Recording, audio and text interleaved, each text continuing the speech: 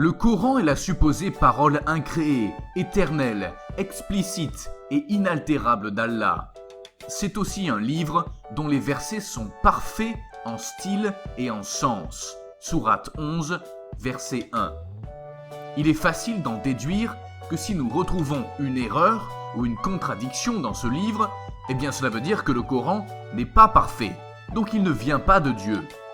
Pourtant, il suffit d'une simple recherche sur Internet pour constater les nombreuses erreurs historiques, scientifiques, grammaticales contenues dans ce faux livre sacré, et c'est sans compter les nombreuses contradictions.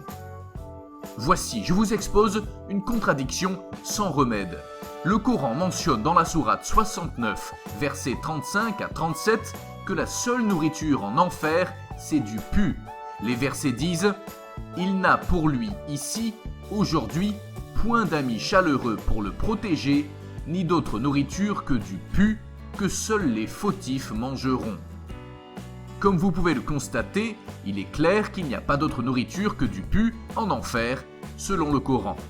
Alors pourquoi retrouvons-nous dans la sourate 88, versets 4 à 6, un autre type de nourriture en enfer?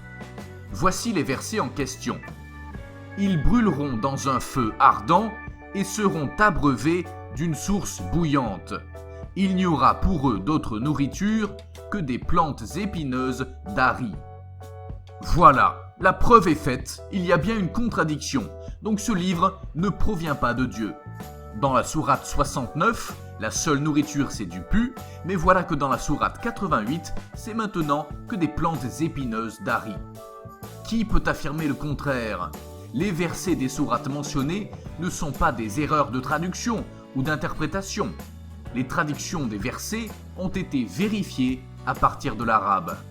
Les musulmans font face à un dilemme et il n'y a pas d'échappatoire possible pour eux. Tout est expliqué et vous pouvez aller vérifier dans le Coran.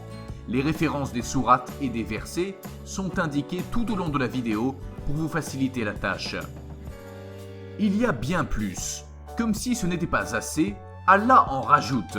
Dans une autre sourate, numéro 37, versets 62 à 66, les injustes en enfer ont aussi comme nourriture les fruits de l'arbre Zakoum. L'arbre Zakoum est un arbre épineux qui pousse en enfer selon la tradition islamique. Il donne des fruits amers, brûlant l'estomac. Voici les versets en question. Est-ce que ceci est meilleur comme séjour ou l'arbre de Zakoum? Nous l'avons assigné en épreuve aux injustes. C'est un arbre qui sort du fond de la fournaise.